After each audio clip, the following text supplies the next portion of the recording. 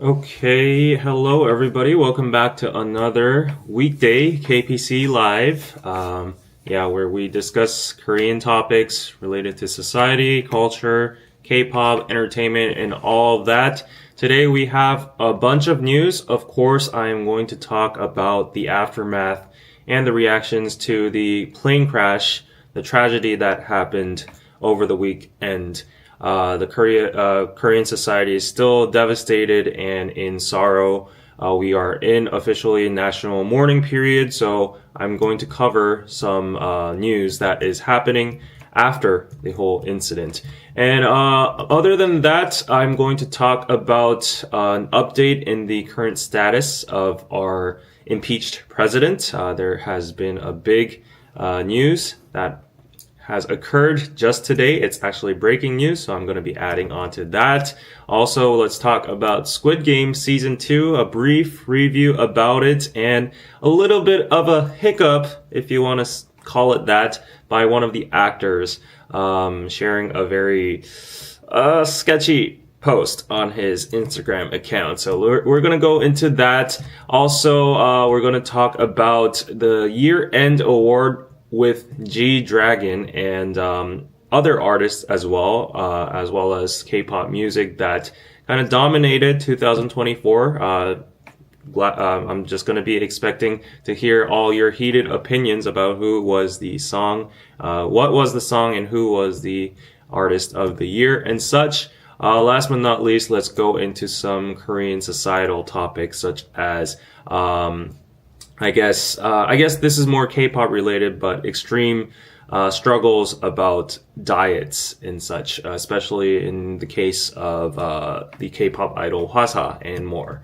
Also, we're going to be talking about more and more international students coming to Korea for the Korean dream, and why Koreans are compelled to stay busy and such. So we have a lot of news today in stock. Before we go on, let me greet every one of you guys. So let's see who is in the chat. So far, we have 170 people in the chat. Before we go on, please smash that like button so that more people can join us and watch the stream. Yes, Nikki, hello. Was expecting some G-Dragon talk. Yes. Miso Soup, hello, and Excellence, hello.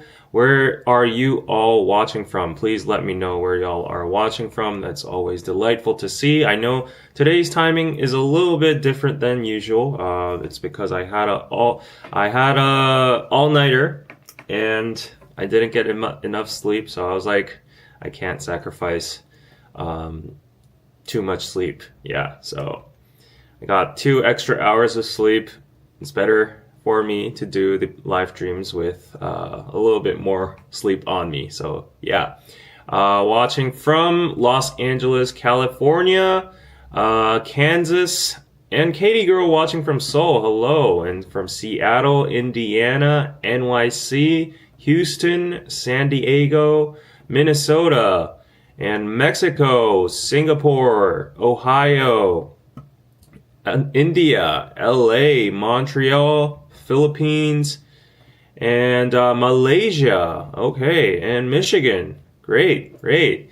So, Hong Kong, Canada. Well, we have the whole crew over here. Yeah, I expected more Americans to be in the chat as usual in this time zone. So, Annyeong from Vancouver. Okay, I needed to recognize that because you greeted me in Korean. Yes, hi from Seattle. My condolences to your country for the jet crash. Thank you so much. We need all the prayers in the meantime sent towards the family for them to cheer up and actually, get some strength in their current situation. Yes, so without further ado, let's go straight on into the topics. Of course, we have to talk about the airplane crash, the disaster that happened over the week. If you don't know what happened, you're probably living under a rock. I don't blame you because it's like Korean news, but it's been the biggest aviation disaster in Korean history. 179 were dead among 181. Only 2 survived, and the 2 were the cabin crew sitting at the tail side of the plane. So yes, I did a whole thorough live stream about that on the weekend. So please check out the previous live stream if you want some details. And I would like to give you an update, a little bit of what do you call it? An update from the previous live stream. So I didn't mention in that live stream that there was a first landing. The whole timeline was screwed up. So please take that into account when you're watching the previous live stream. So basically the plane was trying to land at first, but then there was something wrong with the engine or something. There was supposedly a bird strike, and the pilot had to take off one more time with a go around. And then on the second attempt to land, the tragedy occurred. The plane attempted a belly landing, and the wheels did not operate, and the landing gear did not operate. So it slid through, and then tragically, it crashed into a concrete wall at the end of the airport. So yeah, that's basically the gist of what happened, and it's a huge tragedy. It's very just hard to process and talk about. The whole country is in sorrow right now. So let me give you the sentiment and what is happening after the whole tragedy. So it's been like 2 or 3 days so far. So if you go to the news over here, obviously, the search for cause is underway after the air disaster. So there are very much conflicting opinions about what. So there are investigations going on, and some people are saying the pilot might have, been under pressure, and he didn't operate some things properly. Some people say that the airport is at fault because of the wall at the end. It was made out of concrete, and normally that's not how airport structures are made. A lot of foreign officials and experts about aviation stepped up and talked about the weird structure of the airport and the antenna and all that set there. Some people are talking about like the airport not being responsible of like warding off birds and stuff, because this airport is in fact known as the airport with the most amount of bird strikes, and there is actually a lot of birds around this area. So everything is under investigation right now. The black box is yet to be recovered. They say because it is damaged, they need to recover it with very meticulous and sophisticated processes. So it's going to take at least more than a month, or maybe up to several months. So yeah, we'll have to see about the black box. Yes, and obviously, as you can see in the picture, there are national mournings and funerals going on nearby at the airport itself in Muan. All the politicians, all the important figures, and of course the families have gathered together to mourn together at the funeral. So yeah, there was a national funeral held, an emergency national funeral held, and the acting president went down to Muan to participate in such. So yeah, this is going on. It's truly a sad incident, and no audio at all now. I'm so sorry. Audio cut on certain time. I'm so sorry about that. Yeah, I don't know why that is happening. Sound is going in and out. I am so sorry about that. However, just to go on, I would like to let you guys know, I would like to ask you guys to refrain from speculation with certainty, because a lot of people are saying the reason is this, the reason is that, and I've seen a lot of people deducing that it was mostly the pilot's fault at the end and stuff like that. However, we don't know what really happened until the black box is opened and further investigation went on through. So it's very hard for the family, and the pilots also have a family too. They probably tried their best until the end. There was more evidence revealed that the pilots used like a special kind of engine thrusters and everything, which means they tried everything they could in the time being. So yeah, let's not jump to conclusions. Also, yes, about the blame over the concrete structure at Muan Airport, which amplified the crash impact. That is for a fact because it did collide into this structure, and which ended up in the explosion of the plane at the end.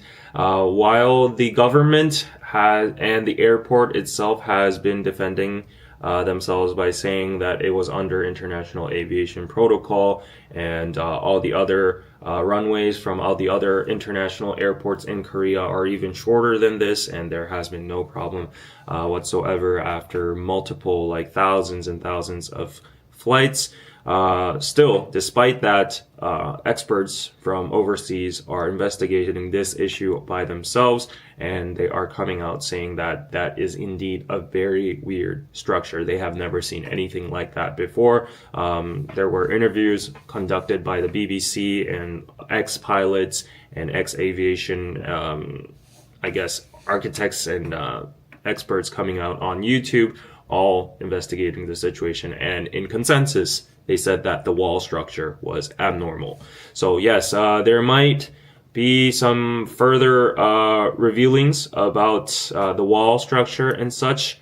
So yeah, we'll have to wait on that. So you can see at the site over here, they are cleaning up the wreck, and the plane remnants are still there right in front of the wall. So definitely, yes, it was a Boeing airplane. I forgot the exact model, but I think it was a 737-800, something like that. Correct me if I'm wrong, if you know about it. Yes, and according to the article over here, International Civil Aviation Organization guidelines mandate that objects or facilities in the runway and adjacent safety area should be made of materials that easily break or deform upon impact to minimize damage to aircraft. In contrast to that, the structure here was made out of concrete. So yes. Additionally, structures should be designed with minimal height and weight where necessary.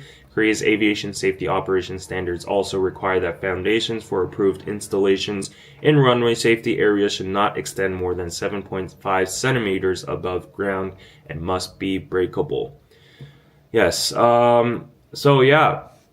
The structure was built on mound reinforced with concrete, standing approximately 4 meters tall, with the concrete estimated to be 1 meter thick. Yes, so there are a lot of questions going on. There's a lot of blaming going on. I think it's going to be very critical at this point on where the blame and where the actual critical, reasoning of the accident is pointed to, because I guess, like for the families, they are going to get some financial aid and compensation for this whole tragedy.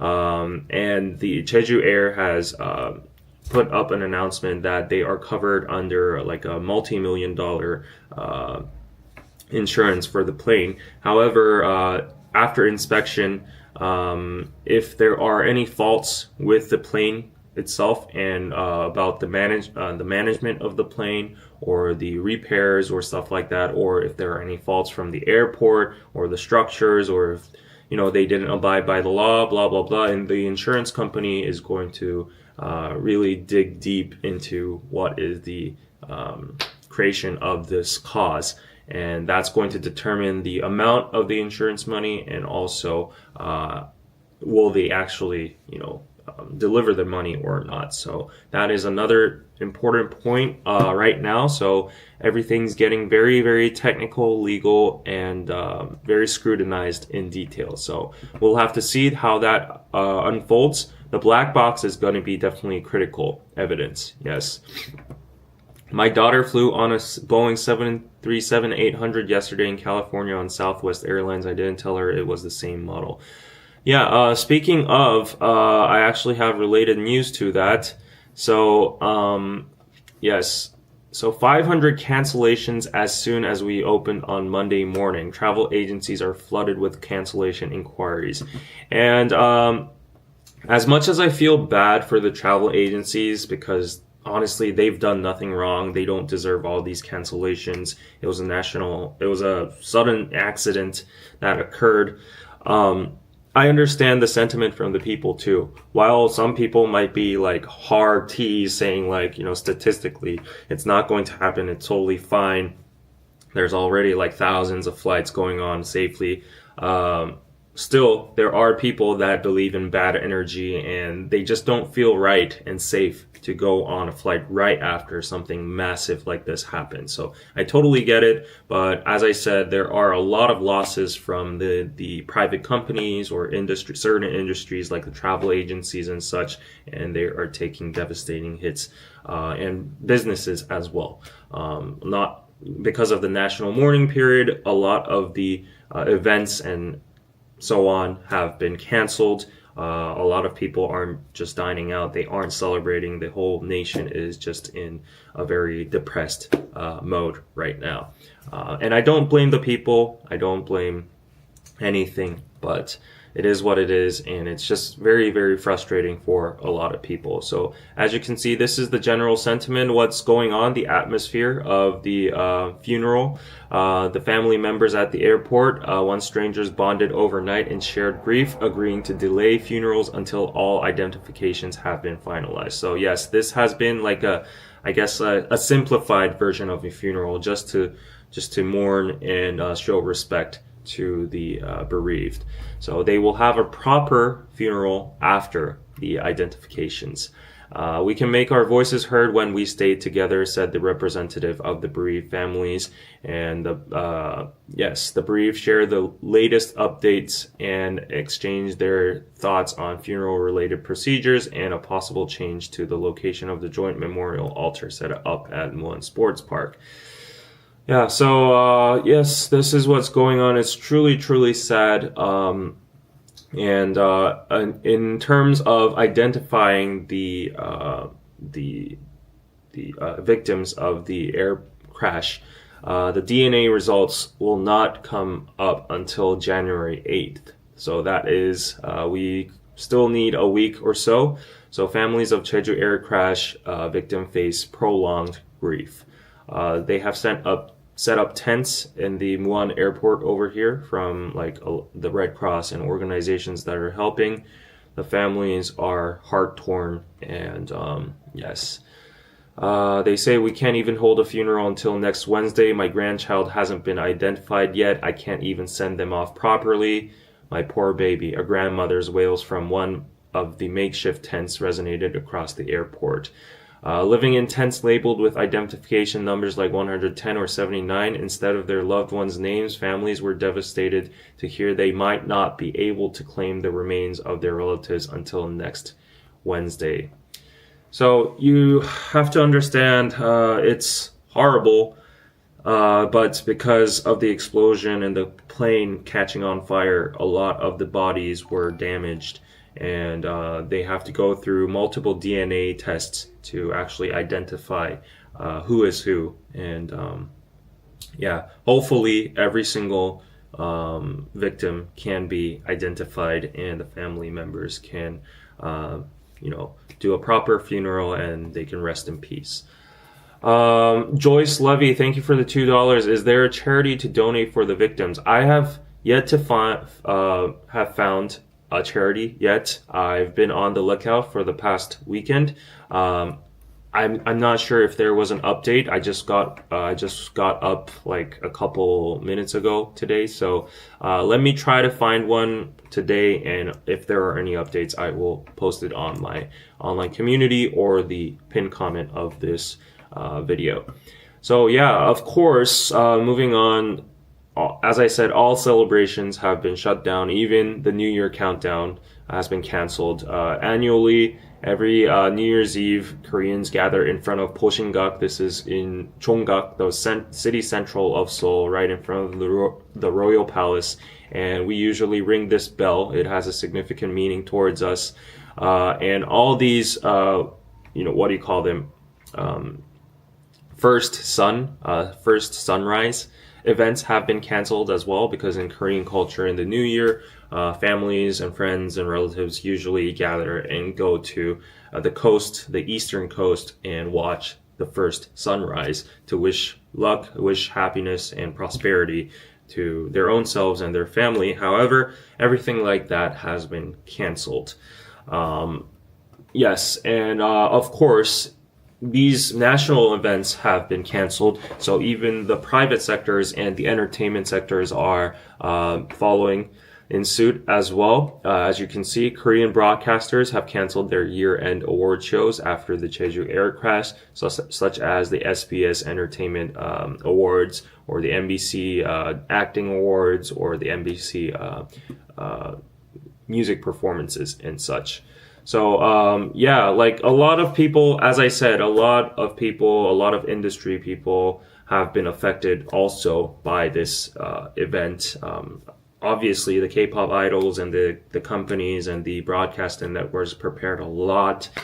They usually have special stages and such. And it's also a stage for the actors and the K-pop idols to get recognition for their activities for the year. However, because of this tragedy, yeah, that is now all canceled, and nobody's really complaining about it, but also it's a dual frustrating situation for a lot of other individuals as well. And as a matter of fact, as I mentioned myself, my own event at SeoulCon, which was one of the biggest events in Seoul, was canceled after this event. And I've heard so and so more cases about small individual business owners having their preparations and expenses, just evaporated. And so, yeah, there's a lot of mixed, feelings and frustration in the air right now, because it's affecting a lot of people's livelihoods, and there's a lot of questions in the air, and such and such. So, yeah, it's truly a very confusing and sad societal atmosphere right now. And amidst of this, of course, there's a lot of criticism as well. So in the entertainment sector, actress Chun Jong-seo posted a recent photo of herself on social media and then deleted it immediately because people criticized, please exercise self-restraint during the mourning period. So she uploaded this picture on her social media account. I guess it was a little life update of herself, like just a daily photo.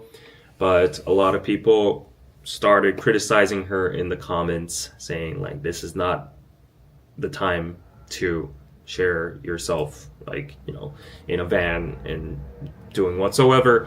There are other opinions as well too, like even if it's national mourning period, that doesn't mean you can restrain every single person's moves and any single kind of daily activity. The economy and life needs to go on as well. So there are debates about this. Chun Jong-seo has just recently got a lot of personal slanting of allegations of, I don't know, like rumors of her being on drugs or something like that.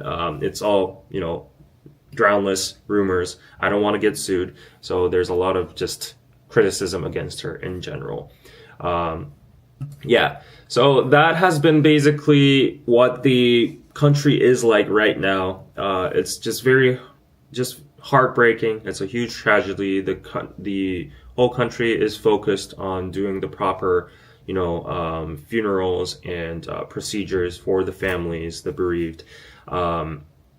However, there's a lot of confusion on the individual and business sectors and all that on how we should function in this kind of setting. So after 7 days, I hope the country is going to rebound, because the country right now is in a very dark time. Yes.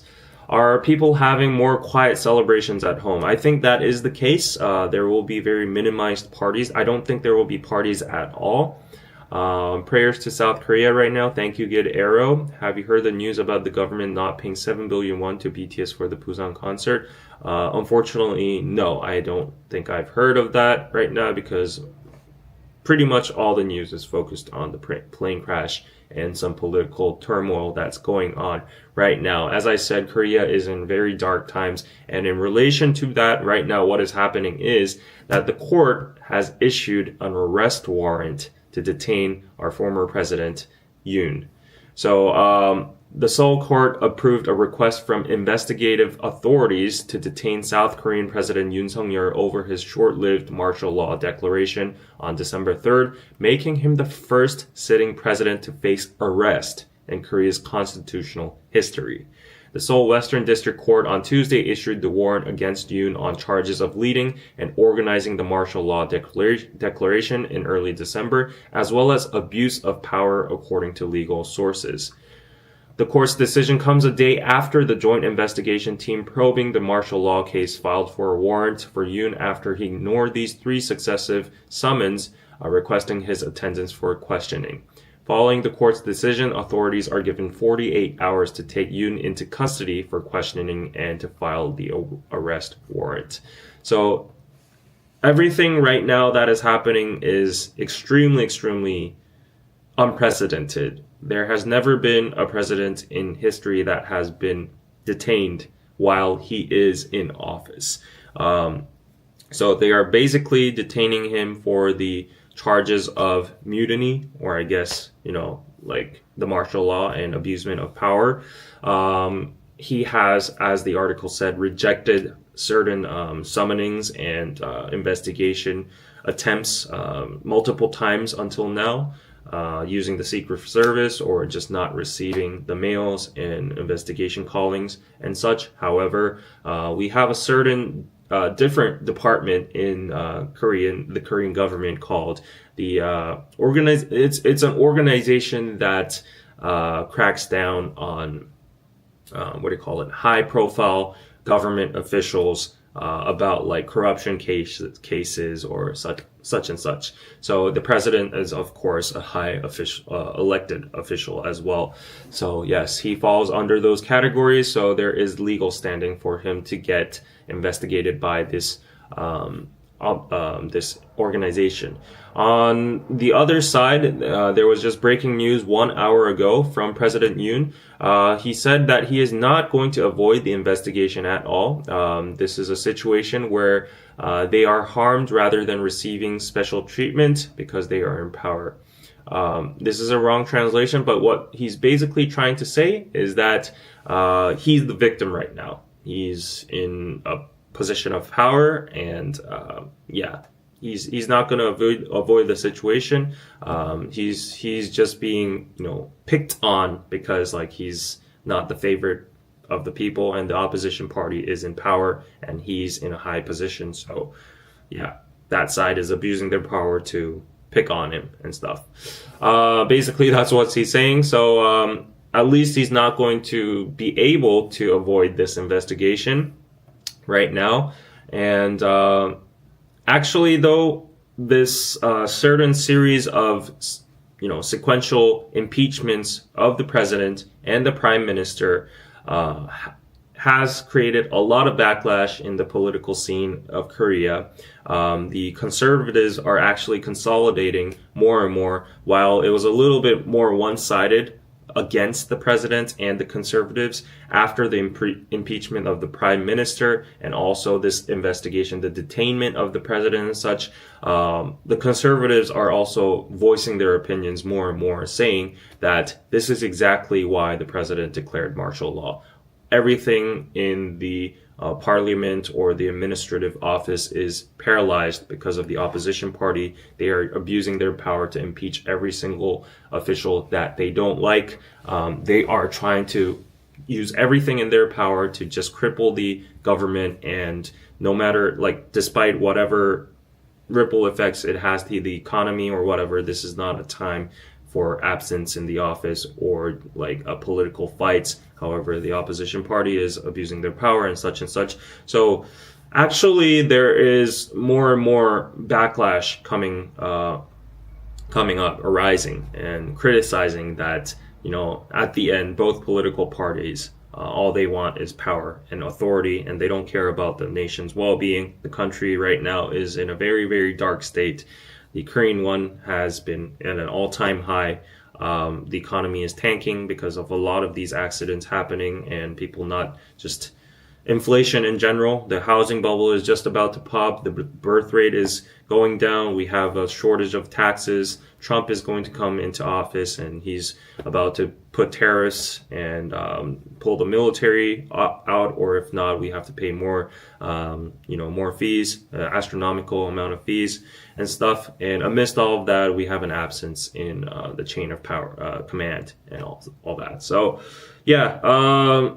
So the presidential election, if the Constitutional Court actually decides to impeach the president, is going to happen during April or May. And right now, the sentiment is that previously the opposition party ruler Lee Jae-myung was almost decisively going to be the president according to the polls, but the conservative sides are, countering right now, and they are putting out the slogan, "Even so," like parentheses, the impeachment and martial law. Even so, we cannot accept Lee Jae-myung. And that's actually just like solidifying a lot of the conservatives. And they're saying, yeah, we cannot have Lee Jae-myung as president. So we're going to have to see what's going on with the political scene in Korea. Right now, it's heavily, heavily divided. A lot of people are just worried in general that the country is going to tank, and Korea's time is we only have a decade left until we're riding this,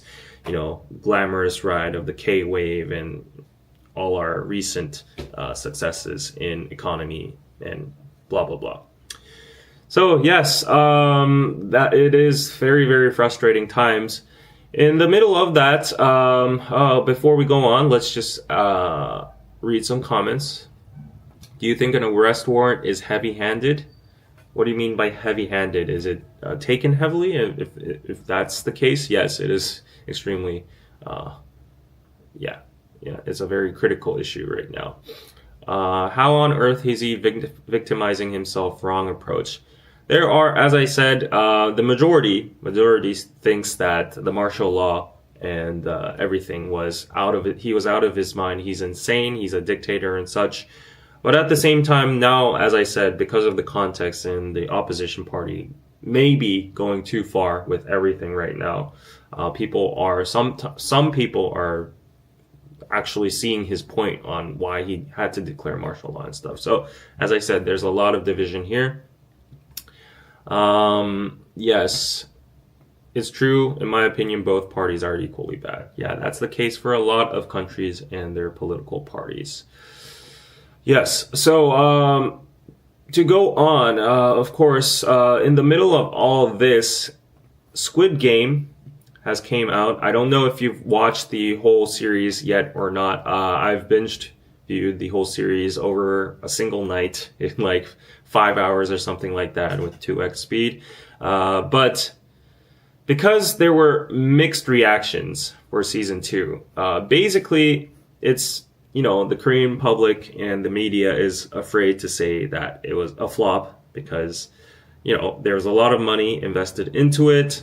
There was a lot of marketing into it. It's one of our killer series. It was the most watched series in the world, which was a Korean one. So a lot of Koreans have pride over it. However, a lot of Koreans on online communities and such are admitting that it was a flop. It was it was bad. It wasn't worth watching. It was boring.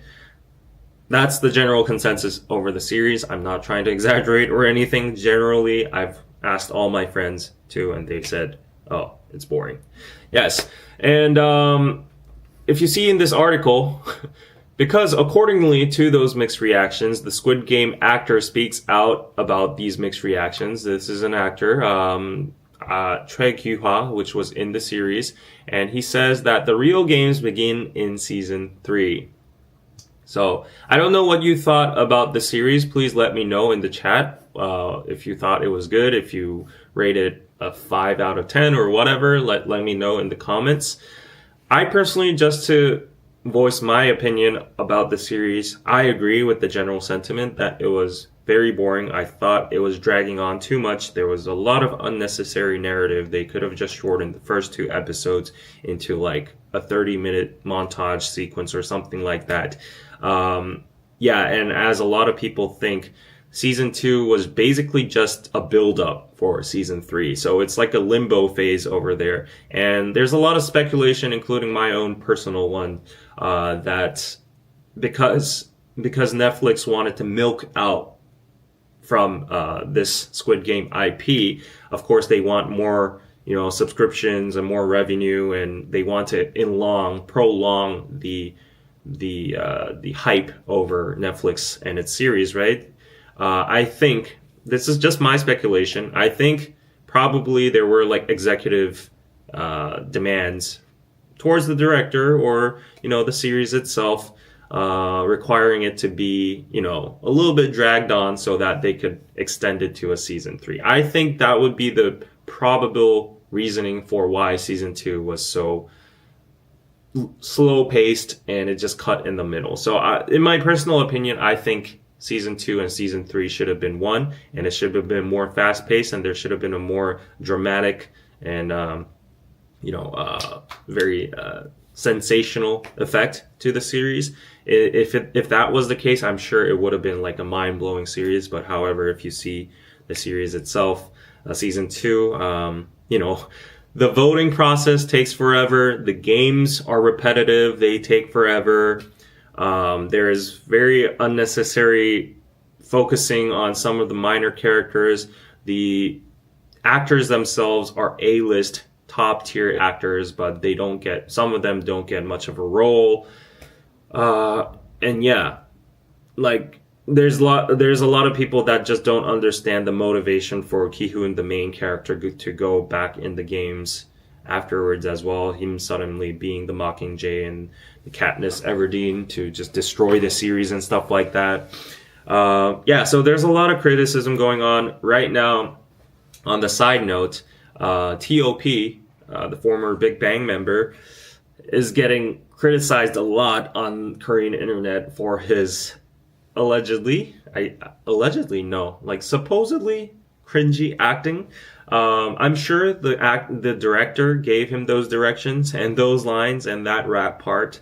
But a lot of people are just very disturbed by his presence being spotlighted a lot, more than other actors, and him with all his rap lines. There's a lot of memes circulating on the internet with his rap part and his flirting part, them mixing it up with past Big Bang beats and stuff, and all that. But yeah, a lot of people just criticizing him for his cringy acting. I thought it was pretty good. I thought he was just being cringy on purpose. That's the purpose of his character, right? But I guess like he just doesn't have he's just not in the good eye from the public, and people are just going to criticize him, whatever. But but yeah, that's just my opinion. Yes, wasn't as good as the first one, but that wasn't a big surprise. Exactly, because like if you have one of these big series, the second series never really exceeds the reputation of the first, right? That's usually the case, and that was why I was worried. And I was worried even more because they were just putting in so much money, like for the actor fees, for the production and the marketing in specific. Like there was localized marketing all over the world, and it was crazy. Filler episodes in a show, I had never heard of that happening. Yeah, that's basically what I felt. It's a filler season. I mean, I wouldn't say it's entirely a filler season, but it could have been better if they just combined season 2 and season 3. So season 3 is coming out in a few months from some sources, what they say. So that definitely means they're in the production right now. So if they could have just combined them too. I thought it was good. 7 or 8 out of 10. It was a good watch. Okay. I want to give some respect for, thinking of more diverse, like Korean childhood games, like the Kongi Nori, or like the three-legged racing and stuff, and the similar thing to the musical chair. Spoilers. I'm so sorry. But, yeah, stuff like that. However, I don't think there wasn't that much impact compared to the first series in terms of the game and itself too. So yeah. Yes, the Russian roulette scene was just outstanding. So yes, I have to give my points for the Russian roulette scene too. Kongyu really just hard carried with his acting. It was full of suspense. I didn't really know why. Like, I didn't really get like the behind, what do you call it, the hidden meaning behind his whole narrative. I think maybe there might be a little bit of more revealed stories behind the Dakji guy in season 3 in terms of like, you know, flashbacks or stuff, but it wasn't really explained on why he was just like going crazy in the park, like mushing all those bread and all that. I think it's basically him just ridiculing the people, the message of the front man himself. Like, he's letting everybody have like free will. Like, of course there is like a coerced, like forced environment. He's manipulating and gaslighting people, basically, like poor people and people in poverty that are on the brink of, you know, they have no other choice. They're just on the edge of their lives. So who wouldn't choose that? However, I think Kongyu was just ridiculing the people in the park, suggesting them, like, are you going to get a lottery ticket or bread that's just going to like feed you for, it's more crucial to your survival and your well-being, right, than a lottery ticket where you have no other chance. So that was like I guess like a condensed what do you call it?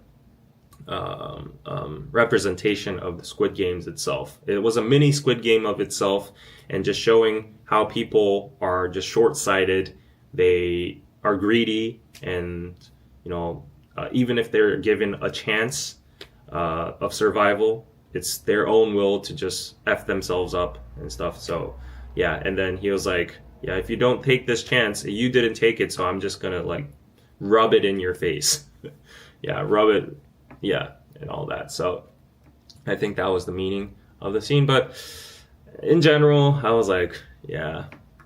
And the spoilers ahead, but just what this one sentence, but the whole machine gun, like the whole fighting scene and all that, that was like kind of that was weird too, because like if I were in the games and someone just leaded me and said like, let's throw a coup and let's go against the people, let's steal their guns and all that, when you see a whole army, I don't think it would be easy to convince like even 10 people to be on your side. But for the progress of the story, I get it.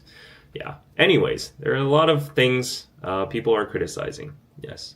His acting was great. Yes, Kongyu. He was a cringy rap dude. That was the character. Exactly. Yeah. But you got to know that Korean people are making the most fun out of him right now. Yes. The Russian roulette scene was an affirmation of the main character's character arc on so many layers. The scene was so well written. Yeah, I could see Ki-hoon, you know, pulling the trigger at the end, him couraging up, and you know, you can see that he's changed now. He has the determination, and he wins over.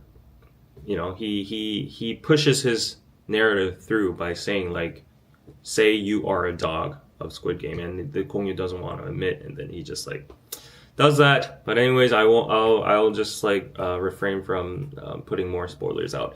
Anyways, moving to the actual tea related to Squid Game right now. What is happening? You saw it on the title. You might be wondering what that is. The popular actor from Squid Game. His name is Park Sung-hoon. I always known him as Chun Jae-jun from The Glory. Everybody knows him as Chun Jae-jun. Nobody knows him by his real name. This popular actor disgusted netizens by posting AV, that means adult video. It's like porn, basically. Parody cover of Squid Game. Netizens were disappointed. Duh.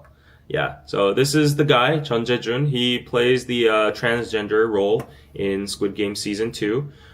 He was actually complimented a lot for his good acting, and his arc was pretty touching and you know, emotional too. So there was a lot of compliments. But he just ruined his own party. He rained on his own parade because he posted a photo of a porn cover parody of the Netflix series Squid Game on his Instagram story.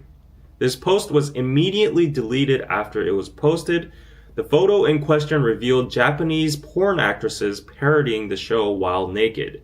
So if you're underage and you don't like nudity, and if you're not ready to see this porn cover, there's a picture below. I'm going to scroll down right now, so cover up your screen or just don't look at it, but it might be disturbing, okay? So this is his Instagram account, his handle over here. It's called Box Bum. So I'll show you the cover of it. So this is the porn cover over here. It's a little bit, yeah. So anyways, they have the Squid Game theme going on. They localized it into Japanese with all the color themes and all that. And you can see like the thumbnails are pretty, yeah. No comments. So the photo spread through online community boards and was met with huge criticism and disappointment. Korean man being Korean man? What the fuck is wrong with this whole cast full of disgusting men? Is it part of Squid Game's contract for all the male actors to be evil or something? And his entertainment company, his label, came out saying Park Sung-woon received many DMs on social media and accidentally uploaded it while checking DMs. The actor himself is also surprised and apologizes for making such a mistake in the times. He will be careful not to let something like this happen again. Believe it or not. Yes, so basically what he is claiming is that he received multiple DMs, like thousands of DMs on his Instagram account, and among them, someone sent a photo, and that photo was the poster of the porn for the Squid Game parody, and he clicked on it, and his fingers slipped, or something happened. He had butterfingers, or whatever, and it accidentally, it's like, whoops, and it went on the story. So I don't know how that happens, but whoops, oh, my phone, and then he just like dropped it on the ground, or his dog or cat suddenly came and pressed on that DM and pressed send, share on Instagram story. So that happened.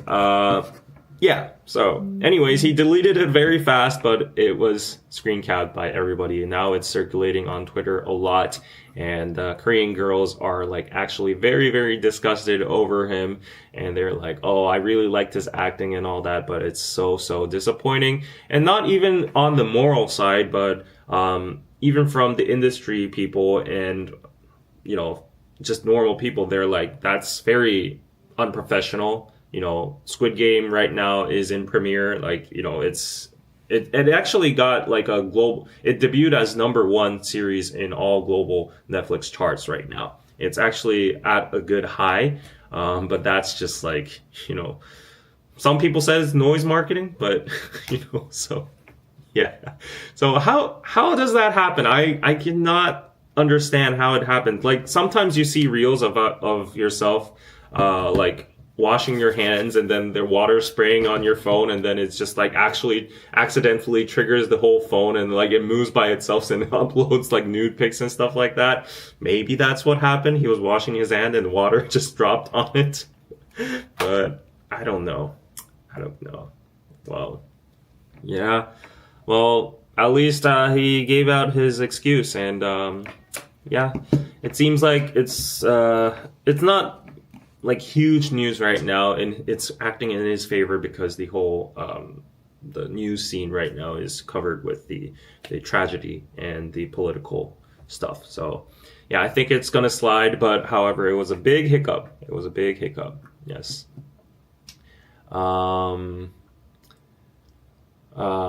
Yeah, actually though, like, there was a case when the ex-president Moon Jae-in's account was hacked too, and on his Twitter account, there was a porn poster posted on there as well. So yeah, things like that can happen. Let's give him the benefit of the doubt, I guess, right?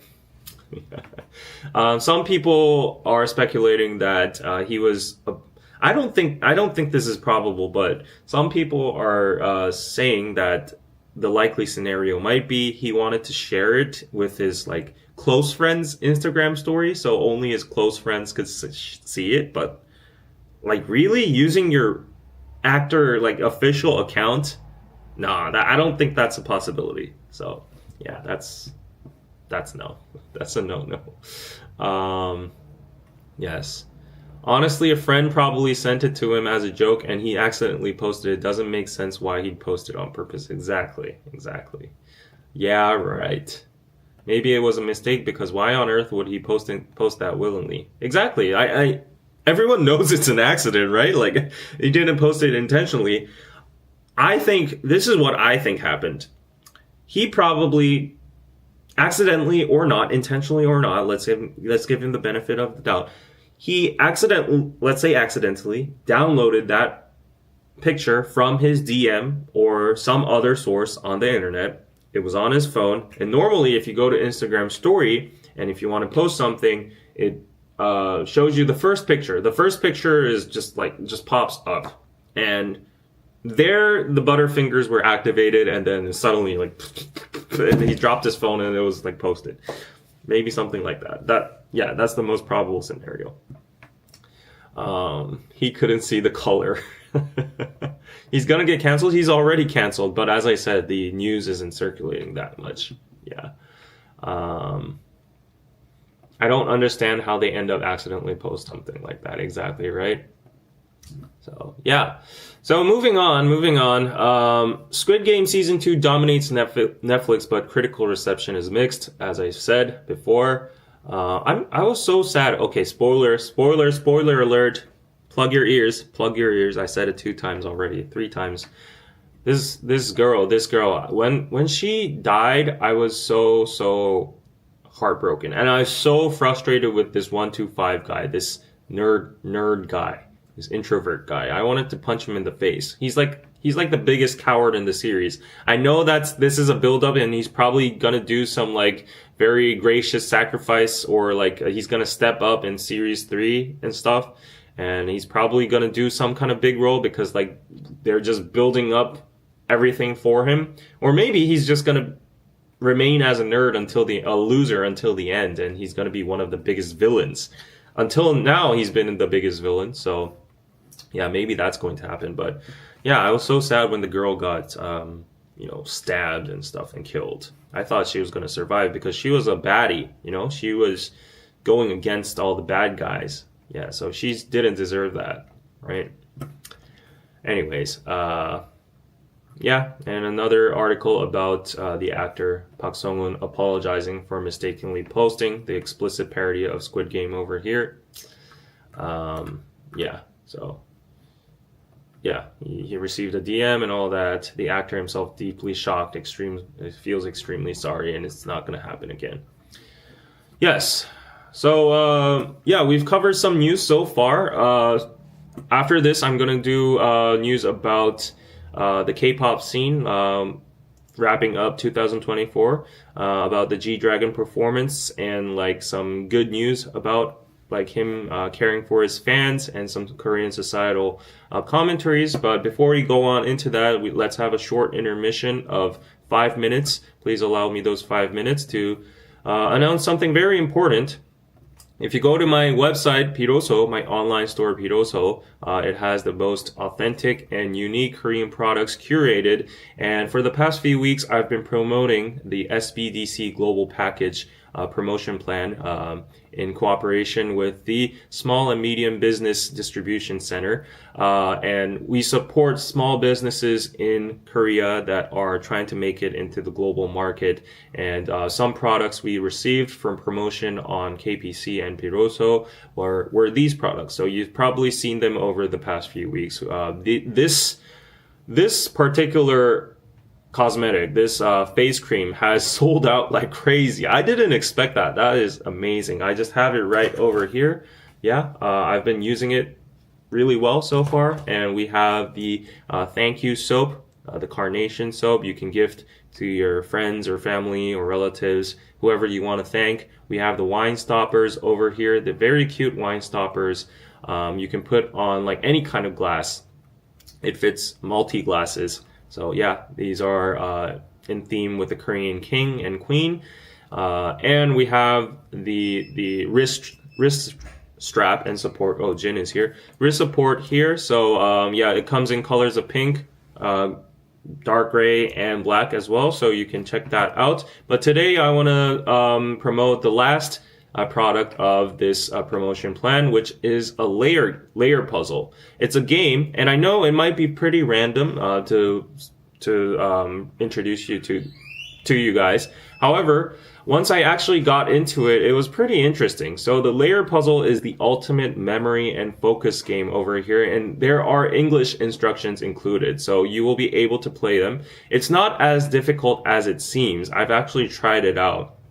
So it comes in with this composition over here. You can play it with 4 people or by yourself or 2 people or 3 people or whatsoever. So yeah, how you play it, it's enjoyable for all ages. It's short, immersive gameplay, easy to learn, hard to master though. Replayable with multiple modes, addictive and competitive fun.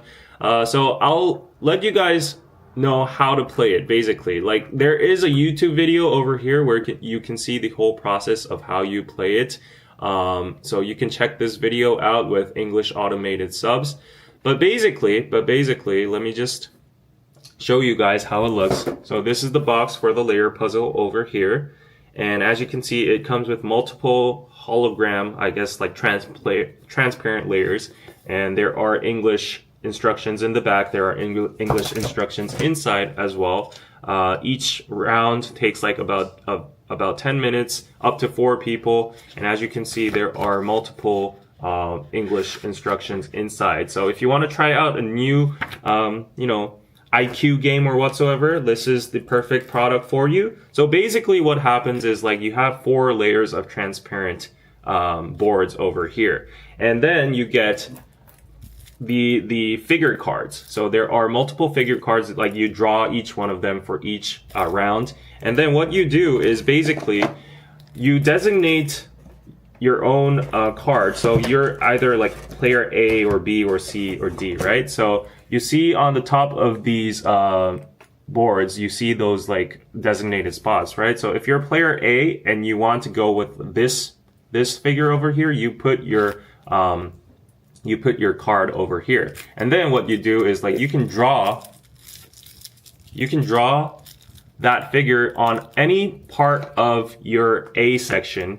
I'm sorry, it was the section over here. So each player goes around and designates the section they want to choose, and you can draw the figure on any kind of section over here. And what happens at the end is turn after turn, you switch these transparent things. So like for each round you would put like one shape on A, one shape on B, one shape on D, and then after you fill this round, the first round, you go on to the second one, and then you stack them on top at the end, and the person with the most non-overlapping squares, so the person with the most empty squares, you count them all, and that person wins the game. So it's a memory game, so you have to memorize where you drew your figures, and then after 4 rounds, after a whole round, like you overlap them, and that's how you win. So it's pretty fun. I know it sounds very complicated when I'm explaining it, but I've actually tried it myself. It's pretty easy, so don't worry about it.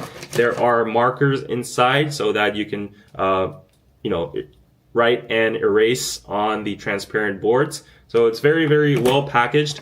So go check it out. It's the perfect game. You can gift your, kids or friends or family for the new year. You can just gather around and maybe play it with them. So check it out. So, please check out the layer puzzle and all of our other products from the SBDC Global package. Shout out to them for collaborating with us.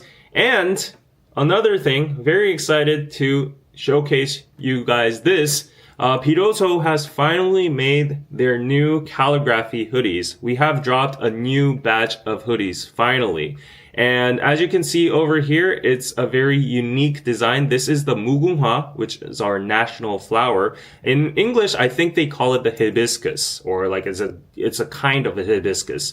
So this is the design over here. It comes in black and white. Right now, we are doing the pre-order until January 10th. You have 10 days left to get a 10% exclusive discount. The sizes come up till 3X large over here, so it's sufficient for everybody.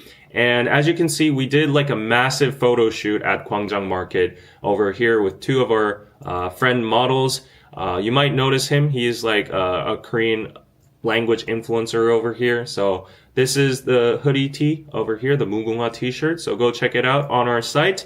And also we have the Namsan design as well. So Namsan Tower is definitely the most iconic figure in Seoul and Korea. So if you've ever been to Seoul or visited Seoul, you've probably went to Namsan Tower. So this is also a drawing of Namsan Tower over here. And if you flip by, you can see the pictures of how it looks when it's worn on top of people. And this is our Korean logo, by the way. So you have the English logo over here. We made a new Korean logo out of Korean traditional calligraphy.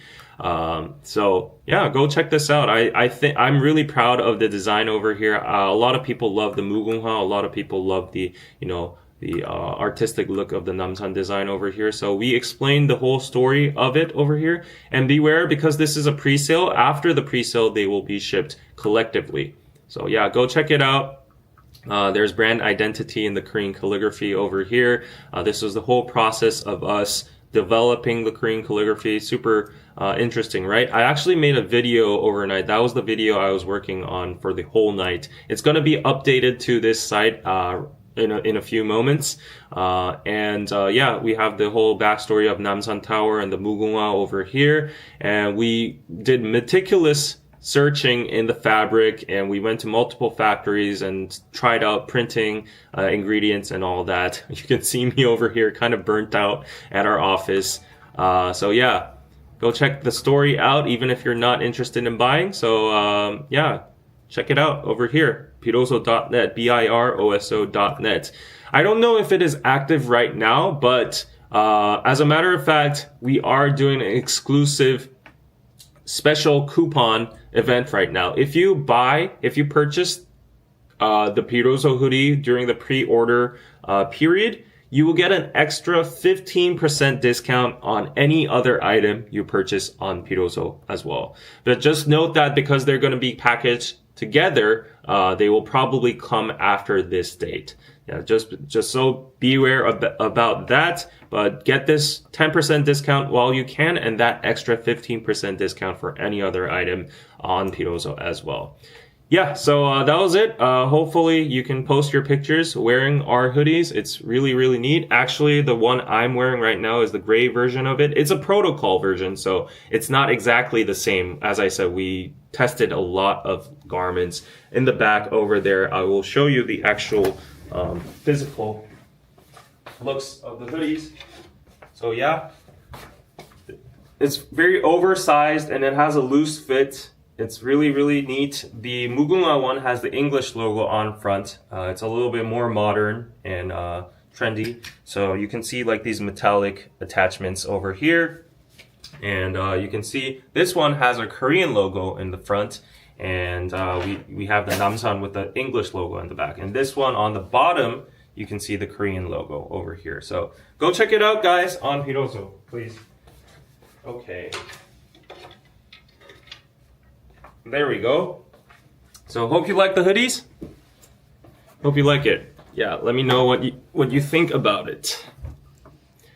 Let's see. The game was nicely made. Yes, thank you so much. Like a complex bingo. Yes. Do you die if you lose? No, it's not Squid Game. Okay. No comments about the hoodie? It's not good? Except I'm trying to ignore excellence because you you keep on saying, you know what hoodie we want. No, not that hoodie. So, yeah, let me know if you like the hoodie's design or not. So moving on. Let's finish up the news for today. I'm going to move quickly because I'm on a tight schedule and I need to go to Busan today. So, yes, for G-Dragon, is there a code? There is no code. All you have to do is just buy the hoodie and you will get a 15% discount automatically on other products. Yes. I think that's how it works. If that's not how it works, I will update you in the pinned comments. Yes. The process behind it makes it extra interesting. Yes. Go check out the video once it gets uploaded. Yes, it's actually on YouTube right now. So, about G-Dragon. All the amazing gifts G-Dragon prepared for fans at the 2024 SBS Gayo recording. So, you know, G-Dragon has been very active nowadays with Power and Home Sweet Home. But this is another unprecedented God act from G-Dragon. So basically at SBS Gayo recording, he provided all this stuff for his fans over here. It's a proud moment to be a VIP and a GD fan. He actually gave out a Peace -1 bag with the tape and a power cap and these delicious foods and photo cards and a hand-signed card over here to his fans. This is unprecedented amount of fan service. He even gave out flowers, daisies, like his famous Peace -1 daisies, and I think is one petal plucked out. And he's the home sweet. There's the Home Sweet Home, you know, food package over here. Little stick. Everyone's like crying, like bombarded by his sweetness and caring sentiment for his fans. And look at that. Yeah, like look at these sweet desserts, the quality of them. Wow. Look at these caterings. Wow, they are crazy. Wow. It's a very proud moment to be a GD fan on site, right? I mean, these were a selected few to get to go to Gayo Daejeon, but like the amount of goods and things he gave. 지용이 덕분에 빕들은 배부를 거야. Yeah. All in his accent, like coffee, latte, aid, lemonade, iced tea, all of these kind of things. Wow, this is crazy. He is King GD after all. So I just had to show this to you guys because wow, this amount of fan service. And I'm jealous of this the most, the Peace -1 merch. Oh my god, the VIP and the heart. Wow, and his like he's just like a non-bothered king over here because like the photos of him is like just with him without any makeup in his daily life. This is probably during like dance practice or something. And it's just so, I mean, it's weird to say adorable to a hyung of mine, but like still, in idol terms, very adorable. 일단 이거라도 아직 시작도 안 돼. Like this is just the beginning. So he's probably gonna bombard them with more and more things. Exclusive hat and scarf. Oh my god. I better not see this on the second-hand market. I better not see this on 당근 market because I know for a fact some people might sell this with a premium. But I am so jealous. I'm so jealous. Dang. But GD is definitely slaying right now with the year-end awards. Although they were canceled, but the ones up till now, the Mama performance and everything he's releasing right now. Okay, speaking of that, let's segue into that actually. Is the XL US XL? No, it is not. It is Korean XL. So please try to type, you know, Korean XL size, X large size, or I would actually recommend like size upping, you know, because hoodies can always be like good looking if it's like boxy and comfortable, right? So please consider that. I'll try to add like a size sheet to the product. Yeah. So, yeah, so way to go, GD, King GD over there, always delivering, right? What a nice guy, right? I stand the right person. So, speaking of, I was about to say, like when I was working overnight yesterday, the 4 songs that were on repeat was Power, Home Sweet Home, aespa's Whiplash, and Rose's 아파트. And those 4 songs were on repeat. I still like hear the melody in my head right now because I've been hearing it for like 6 hours consecutively. But I want to see in the chat, what do you think is song of the year? And who do you think is the artist of the year in your own terms? Since we don't have like the year end award shows, I'm sure they will like announce them on the internet and social media and stuff. But let's do our own KPC, SOTY, and AOTY. It's a very hard one because we got strong contestants like G-Dragon, Rose, and aespa. I think it definitely has to be among these 3, for sure. For sure, it has to be among these 3, but every one of them has a major impact in 2024, so it's super hard to decide. Like literally, these songs have been on repeat every single time I'm working right now. Who do you think deserves Song of the Year and Artist of the Year for your own self? Home Sweet Home over here, Bruno Mars 아파트, Rose 아파트, aespa's Whiplash, Rose's Toxic Till the End. I've listened to this song a lot of times too. So choose. It's 아파트. Okay, Skitty says 아파트. Sunny says Rose as well. A lot of people choosing Rose. Or am I missing some of the chats? Honestly, 아파트 was the Gangnam Style of 2024. There were so many good songs this year. Exactly. May James says 아파트. I say Rose, but it's really Bruno Mars taking over K-pop. Okay. No other opinions? We want some diversity in the chat, hopefully. And I see 400 people of you watching, so you might as well join with the chat over here. GD says Love Bug Kiwi. Stray Kids for me, 아파트 for sure. Doll Baby says 아파트. JCM, Rose. Just because Bruno was on the song made it more popular. Amajani says 아파트. 2024 was an amazing year for K-pop. Not gonna lie, yeah, we got the comeback of Big Bang, GD. Yeah, we didn't even imagine seeing that. We got Rose with Bruno Mars. aespa had a crazy year, to be honest. Honestly, though, okay, don't hate me, guys, because you guys know I'm a hardcore VIP, GD, Big Bang stan. I love Blackpink. Go watch my reactions from the old days. I go crazy over Blackpink. I've hyped over 아파트 for so long, but I'm gonna speak my mind. I think Artist of the Year should be aespa. That's just my take. Don't hate me. No. Stop with the fan wars and stop with the hate. I'm sorry. Stop with the cancellation. But I'm gonna speak my mind. I think aespa deserves Artist of the Year this year. Song of the Year might go to 아파트, but still, like, K-pop wise and artistic wise and impact wise, like both internationally and domestic. I guess internationally you can't even challenge with 아파트, but still I would have to stand my ground on aespa being very steady, consistent, active, and charismatic with their performances and songs slapping with Whiplash, Armageddon, and what was the other song that was crazy good? It's slipping through my mind right now, but aespa was just crazy this year. So I want to just give a shout out to aespa. My own Artist of the Year goes to aespa. Yes. Song of the Year, I admit it has to be 아파트 because like it's just like data wise, you know. Song of the Year, 아파트. Otherwise, Supernova. Yes, Supernova. Yes. Yeah, and Artist of the Year is aespa for sure, for me, in my terms. And Julia and I definitely agree. Yes. aespa all the way this year. Yes. So, well done to aespa. I just wanted to give you a shout out if you were watching Ning Ning, or if you're watching Giselle, Karina, or Winter, please DM me. I would be willing to date any one of you. I'm just kidding. Oh my god, are people gonna clip this and make me a Delulu person?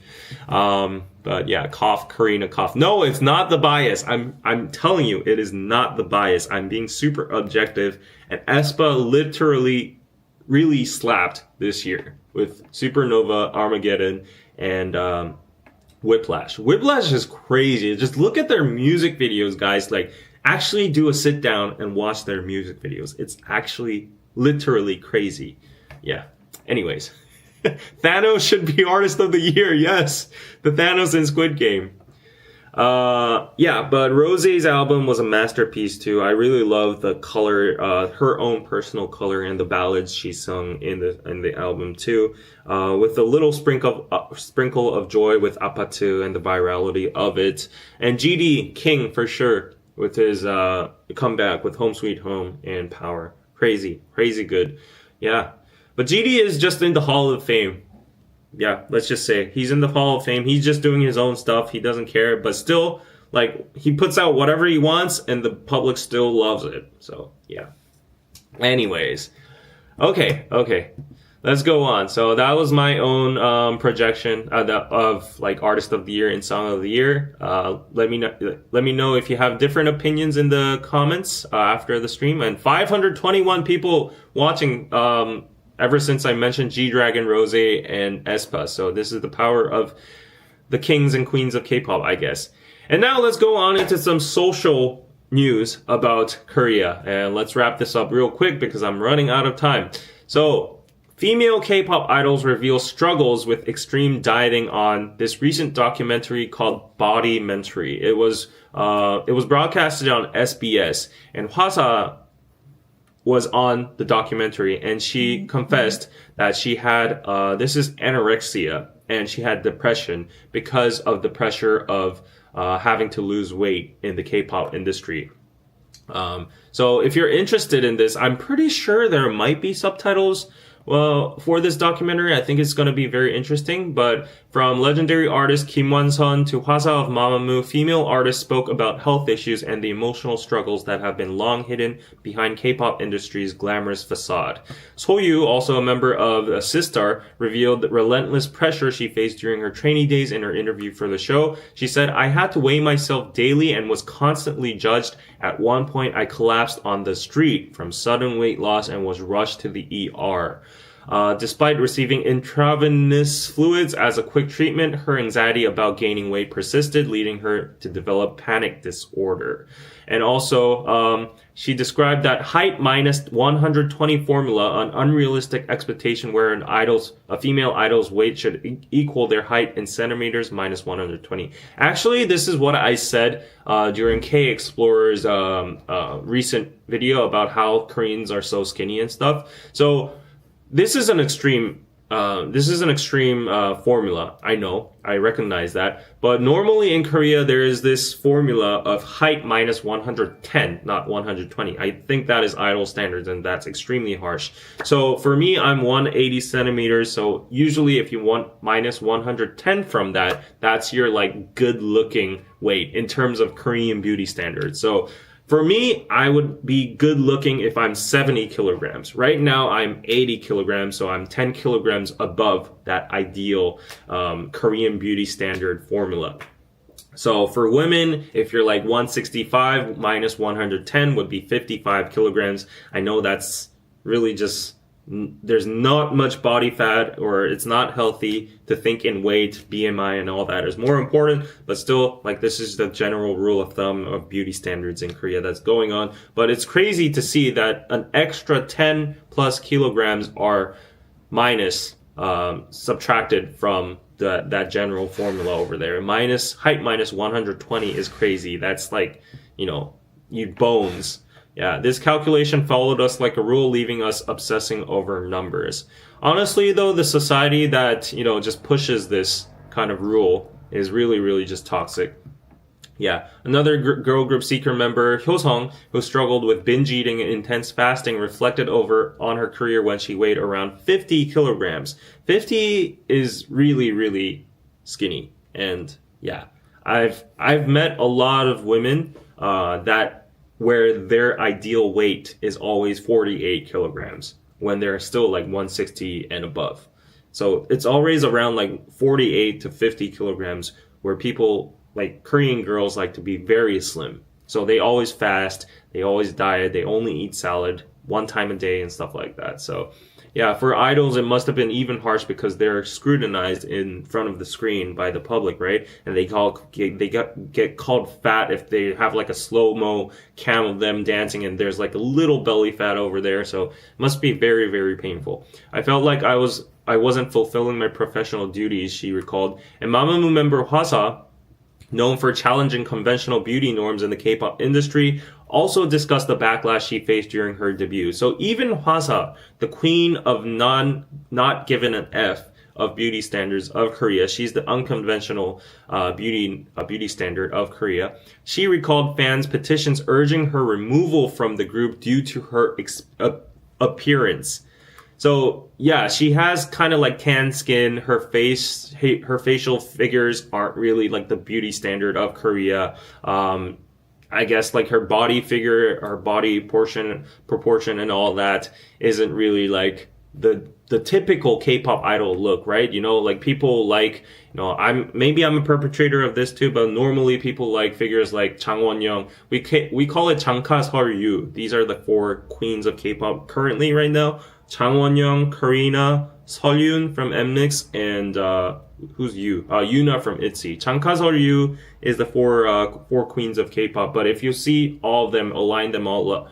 Of course, they have their own unique looks, but they're all very like pale. They're all very like long and skinny and all that, and their facial features are very like, you know, to some extent very plastic surgery. Like, I'm not saying they got plastic surgery, but like very round eyes, very sharp jaw lines and all that, big nose, yeah, all that. So yeah, so Hwasa was facing all this difficulties during her debut, and she recalled, back then, the beauty standards were incredibly rigid. It felt like an inescapable part of being an idol. I once secretly ate a black sesame rice cake and felt such guilt that I vomited. This led to anorexia and depression. So this is a really hard thing to confess in front of the screen. And also, Han Seung-yeon, I think she's from Kara, yes, from Kara, recounted the extreme measures she took during the promotions for the group's hit song Mr. And I barely drank water for months during our activities. Eventually, I became so thin that I fainted. This is crazy. She suffered from a rash of an unknown cause which took 7 years to heal. This is crazy. And Kim Won-sun, who's also like a OG, I don't think K-pop, but like an icon, yeah, pop icon of the late 1980s, was not spared as well. She described how a serious car accident caused her to lose 4 to 5 kilograms overnight, weight she kept off for 15 years after receiving praise for her slender figure. Yes. National Health Insurance Services statistics released that last July showed a 97.5% increase in anorexia cases among women under 20 from 2018 to 2022. So this is very, very concerning, and I know that Korean beauty standards are just through the roof. It's just crazy. It's just so harsh, and there are pros and cons of it, definitely. You know, a lot of people in the world, you know, like Korean K-beauty, and they think Korean men and women are well maintained and very, you know, slim and fit and all that. And then we work out for ourselves. So we have a general sense of like taking care of ourselves. So even if we don't really have like obesity problems. However, it goes to the other polar side, and we take it too far where it goes to the extent of anorexia and vomiting and depression and, you know, like social pressure that you're fat, I'm not accepted and all that. Even myself, like a lot of my friends, they say I'm fat. So I constantly get, you know, very, very stressed out. But imagine how it's like in the K-pop scene where like looks are more than half of what determines your success and all. So it's just very, very harsh. But I'm glad that this kind of documentary is coming out and just, you know, criticizing it and doing some kind of social commentary on it, so that more people get aware that it's okay to be chubby. It's okay to be healthy. Like, you know, you don't have to be a stick, you know? So you don't have to be all bones. So yeah, now I want cake. Yes, everybody just should think like Chandler over here. Like, if you want to eat something, go eat it, right? So, right, yeah. I heard the body can survive without food, but you must have water. I think that is where they get their diets from. Yeah, it's just crazy. It's mind-blowing. Sesame cake would be delicious right now. Actually, I'm gonna go get some cake after this. I need some sugar in my veins because I didn't sleep.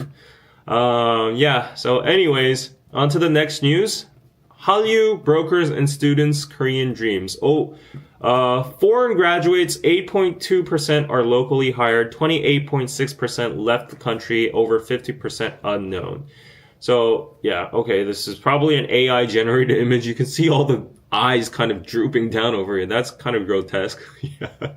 An AI image of international students generated. Okay. But anyway, South Korean universities are witnessing a transformative shift in their cultural landscape brought by a surge in number of the international students. Yeah, this is pretty obvious. The trend was stagnant during the past, steadily increased over the decades, amounting 180,000 as of 2023. That is more than double of the numbers 10 years ago. Obviously, because of the Korean wave and people want to explore Korea more. And we're somewhat of a developed society, a safe and clean society, a convenient one. A lot of people want to move here and study. Yes, a number of foreign students in Korea has peaked right now at 2023. I'm expecting it to go even more up. Maybe not because of the martial law news and all of these tragic news going on. But while students from Asia make up to 89% of the total, some 6% came from Europe, 2.3% from North America, 1.5% from Africa, less than 1% from each South America and Oceania. We need more people from South America and Australia and New Zealand and Africa and North America and Europe. Asia, I mean, it makes sense because like they're nearby countries, so it's close to come. So 89% makes sense, but that's like still too like, you know, too one-sided. China had the largest numbers. Vietnam, Uzbekistan are 2 and 3. And yeah, so the increase of students is the effect of Hallyu, the Korean wave over here. Number of foreign students by country of origin, China at a whopping 68,000, Vietnam 43,000, Uzbekistan, Mongolia. Wow, there's a lot of Mongolians. Okay. Japan, I didn't know there were a lot of Japanese people too. The US over here. Yeah, so come on over, everybody. Come on over. And this is very interesting. While Korea struggles with the extinction of majors such as humanities and languages, nobody wants to be in these majors nowadays because the economy is hard. Everyone wants to be an engineer or a CEO or a business owner or I don't know, a mechanic or like just a administrative worker or public service worker, whatever. Nobody's going into humanities and languages because they all say you will starve to death if you study these. But ironically, these are what international students want to learn in Korea, as many find interesting the Korean content and K-pop idols. Their interest in Korean language increased, leading them to major in the Korean language. Now universities are coming up with K-content related masters or majors. Yeah, so that's the so-called Korean dream. Some are here on the road for a better life. Someone from Kyrgyzstan said, I came to Korea when I was young and I was mesmerized by the culture and lifestyle that Korea has. South Korea is a very advanced and developed country, not to mention the fact that you can order 24/7 and have access to almost everything. I think this person is pretty much attracted to this. Yeah. You can't expect a life like here where I come from. Korea is a very safe country to live in while having an abundance of cultural diversity. The quality of life is different. While studying in Korea, I decided I wanted to live here for as long as I can so that I have a better life living here. That's good. That's good.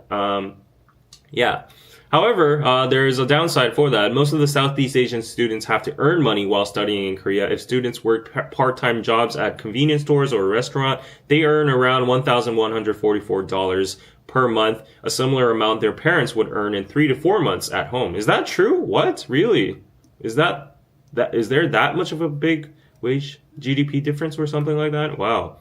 Anyways, yeah, the reason these students, mostly from Asia, have to earn money on top of their studies is because they have brokers.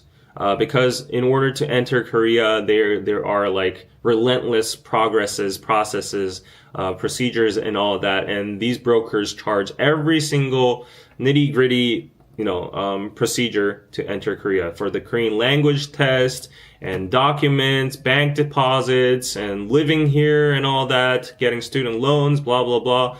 Every step of preparation requires money, thousands of dollars to come even before Korea, so they're in debt while they're here. So, yeah. So they end up working in Korea even after their student visa expires. So that's a little bit of a sad part over here.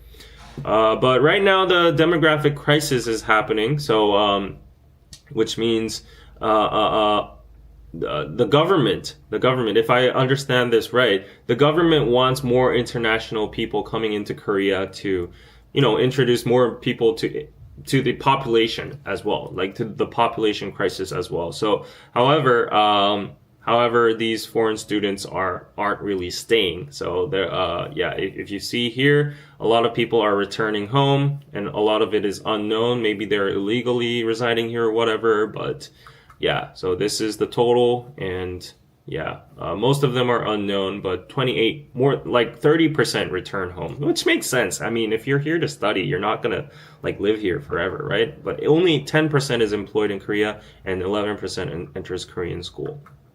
Yes, so if you're interested, go check this article out from the Korea Herald. It was a very thorough article. So, yeah, I guess in the future, I hope more international students come. I wish for more diversity. I think Korea is exiting its... I saw an article that Korea is no longer a homogenous society anymore because over 3% or 5%, if that percentage is... non-native or indigenous, homogeneous ethnicity, then it's not called a homogeneous society anymore. And if you just go around the streets, at least in Seoul, if you go to rural areas, it doesn't apply. But at least in Seoul, I think 1 in 10 people you see nowadays is a foreigner. Yeah. If you go to Itaewon, everyone's a foreigner. If you go to Gangnam, everyone's a foreigner. If you go to these tourist areas, of course, everyone's a foreigner because they're tourists. But just in a daily basis too, if you just go to a random cafe or restaurant nearby, you'll see a lot of foreigners. Yes, for sure. So we welcome you. Come to Korea. And if you can't come to Korea, go visit biroso.net and get your Korean authentic products. Yes, get ready for Korea. Yeah. Let's see. Can I bring my guns if I'm coming from Texas? Try. You can try. But I'm just letting you know you might get deported. Or you could be recruited by the Squid Game frontman. Maybe. I just want to do a foodie tour, to be honest. Yeah, Korea is a good place for foodie tours as well. Rachel, hi. I know I wouldn't be able to live in Korea. I'd have to become a whole new person to live there. I know if I were to go there as I am now, they'd spit me out like a piece of used. What? That's a little bit too harsh. No, we aren't that harsh to foreigners. No. You'd be fine over here. Yeah. Come on. Is it true Korea is very safe to live in? I can guarantee you it's one of the most safest countries you'll ever be in. And there are a lot of anecdotal evidence on the internet from my surroundings, every person I've talked to. It's just in general, safe in Korea. Of course, there will be bad cases, but that is the same all over the world. You can't, always avoid any kind of zero crimes. There's not going to be zero crimes in any world. So yeah. David is friends with the mayor. I'm not friends with the mayor. No. Would love to go to Korea, but scared of hidden camera. Okay, I cannot decisively say anything about this, but I would just like to relieve a little bit of anxiety on that part. If you just stick to the safe accommodations, you'll be totally fine. I will not say there are zero possibilities that there's going to be hidden camera, but nowadays there have been a lot of patrols and there have been regular checks on hidden camera devices. They do patrols with metal detectors and all that regularly in public spaces, public bathrooms, and hotels for sure. If you even go to love motels, they have stickers saying that we inspect regularly about hidden cameras. It's been a big problem in the past, but I would say nowadays it's not that much of a big problem. If there is a probability of you getting filmed, I would say you need to be cautious of those Hongdae F boys. Those people are the bigger chances of you getting illegally and secretly filmed rather than like installed cameras. So I would have to say that the probabilities are very, very low. If you are just super cautious and just so worried about hidden cameras enough to make you not want to travel to Korea, I would say that there's nothing wrong about that, but you're missing out a lot. You know, the amount you can gain from Korea, if you say is a 95, like then the concerns of hidden cameras should be like 1%. That's what I'm trying to say. Focus on the big part. And if you're super, super cautious, there are protocols on the internet about like, you have your own infrared devices. You can poke into the walls. Like there are blind spots. You can check if you're in an Airbnb or so whatsoever. So yeah, I'm just so sad that like cases of hidden camera, news has been publicized so widely that people are afraid to come to our country because of the hidden camera. I would say like it's not the exact comparison, but you remember when I was so frustrated when people were not trying to come to, they were afraid to come to Korea after the martial law was declared, right? They thought we were in a dictatorship and like tanks were rolling out and people were running with guns. That's not the case. And I understand if you don't know that much about our society, but it's totally perfect and safe to come over here. Yeah, so Korea welcomes you. And Pirozo doesn't ship to Australia. I'm pretty sure we ship to Australia. Yeah. Yes, Trump says he wants H1 people to come to US. I don't know what H1 is, but if I've heard that a lot of Korean immigrants or like workers working in the US right now are rushing to get their visas or their working permits renewed because it's going to get harder for them to stay or reside in the U.S. after the Trump administration. At least that's what the Korean American and Korean communities are saying there. So my friends are like rushing to get their stamps renewed and all that. And there's a lot of concerns, and there's a lot of concerns about immigrant issues as well. But you always have the safe haven over here, Korea. Korea is very friendly with the U.S. You won't find that much of a difference. So come over to Korea. Yes. Yeah. Anyways, okay. So that was it for the news for today. And one last thing before we go, of course, I need to shout out to our favorite sponsor of the show, Sue House, over here in the banner section. So you can get free events, tours, parties, classes, and more at Sue House. Download the app Sue House on Google Play Store and Apple App Store. You can meet unique people. You can learn Korean on the app. You can text them. You can actually meet them in person. You can attend group activities and all that, all through Sue House. They actually had an event booth at SeoulCon, but SeoulCon got canceled. Too bad. I think they were active for at least 2 days already. So go check out Sue House Official on their Instagram account. They have regular updates and posts about what kind of activities they're having. They're having winter kimchi parties at Hongdae, at the party rooms. I think the booth is still active at SeoulCon right now until the 31st. If you want to go drop by and say hi to Sue and say that you're watching KPC and that led you there, that would be really appreciated. And you can go to the snowball party, language exchanges, and all this looks very, very fun, right? Meet genuine friends. Don't go to Hongdae clubs and meet a fuckboy and, get, messed up. Snow festival, you can go to ski tours together, ski packages, ice festivals, ski resorts, all that kind of stuff. You can make kimchi together. You can meditate together. You can learn Korean together.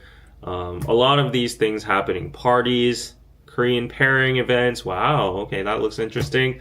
So yeah, a lot of these activities. So please go check out Sue House. And thank you for sponsoring KPC, a live stream, as usual. I couldn't shout out Sue House, unfortunately, on the last live stream because of the tragedy, and I thought it was inappropriate to monetize or shout out to any sponsors back then. But yes, thank you to Sue House again. Please do check out their Instagram. And also, if you go to their website over here, you can check out these reviews over here, and all that kind of stuff. Your gateway to language, culture, and social. So yes.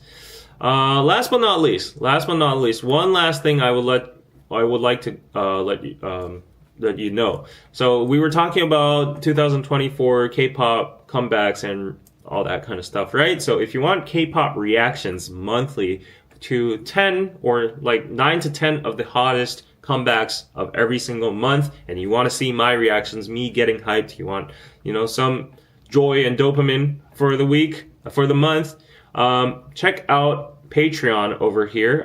This is patreon.com/koreanpizzaclub, and for $3 you can support me in general. You can get K-pop reactions for just $5 a month. We already have 28 members. You can get early access of the raw full version of podcast episodes. I know it has been slow, but I have been uploading them. And this is the most recommended tier over here. If you donate $10 per month, we have the most members over here, 44 members so far.